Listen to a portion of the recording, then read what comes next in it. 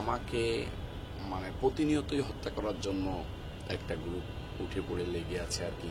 কয়েকদিন আগে আমি একটা মানুষকে নিয়ে স্লোগান দিয়েছিলাম, ওই যে জর্দাটা খাওয়া নিয়ে, পান খাওয়া নিয়ে, নেশা করা নিয়ে, আবার চাঁদা টাদা নেয়, এইসব নিয়ে কথা বলেছিলাম।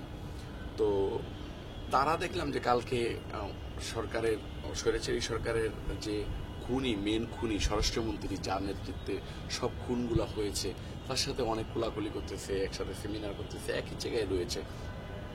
এরা সবাই মিলে ওই সরকারের সাথে থেকে বিএনপিকে দমানোর ষড়যন্ত্র করেছে। অন্তর্বর্তীকালীন সরকার আসার পরে যখন অন্তর্বর্তীকালীন সরকারের প্রধান সহ তার উইংসগুলা এদেরকে সহযোগিতা করতেছে, তখনও তারা বিএনপিকে বিভিন্নভাবে দমন পীড়ন করার জন্য ষড়যন্ত্র করতেছে। আপনি দেখেন আমাদের যুবদলের নেতাকে আপনার খুলনাতে কুপিয়ে হত্যা করা হলো। আপনি দেখেন যে আমাদের একজন যুবদলের নেতাকে কয়েকদিন আগে মিরপুরে নিয়ে দুই একটা বাহিনীর সহায়তায় হত্যা করা হলো, সেটা নিয়ে মামলা হয়েছে।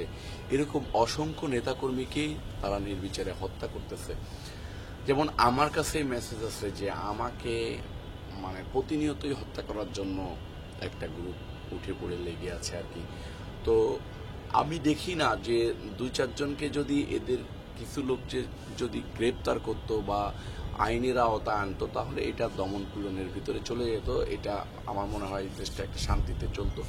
বিএনপিকে নিয়ে ষড়যন্ত্র হচ্ছে যে বিএনপি নেতাকর্মীরা যারা স্টেক হোল্ডার, যাদের লোকজন আছে, যারা সাহসিকতা নিয়ে মাঠে নামাতে চায়, তাদেরকে ধ্বংস করে দিতে হবে, মেরে ফেলতে হবে বা পঙ্গু করে দিতে হবে, বা তাদের নামে একটা প্রপাগান্ডা ছড়িয়ে তাদেরকে সমাজ থেকে বিচ্ছিন্ন করতে হবে।